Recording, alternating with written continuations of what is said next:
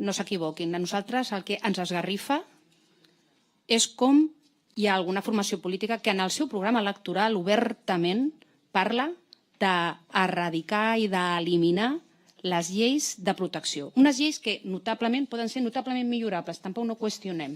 En el seu moment, la llei integral de l'any 2004 va ser una llei pionera al món i així ha estat reconeguda, no ho dic jo, ho van dir ONU Dones en el seu moment amb els reconeixements que van tenir.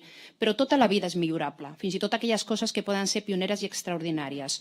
Tenint en compte que aquesta llei no va ser desenvolupada fins al 100% i per tant no ha pogut ser efectiva al 100%. Han mancat recursos per fer-ho.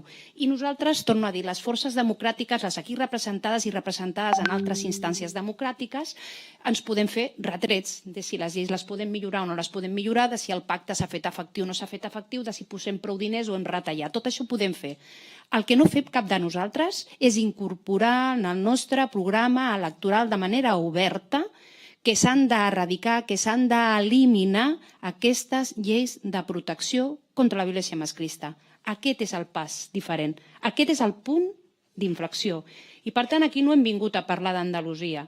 Recordo que aquesta casa ens va convidar, jo encara no era diputada provincial, ens va convidar a les regidores de polítiques de dones, ara ja fa uns quants anys, a poder fer una visita, primer a Andalusia i després a Castella-La Manxa, si vostès ho recorden, per poder conèixer aquesta xarxa que teníem de centres d'informació i recursos per a dones, de cases d'acollida, per les polítiques pioneres que portaven endavant. Però jo aquí no he vingut a parlar d'això ni a posar medalles, no es tracta de tu més i jo menys.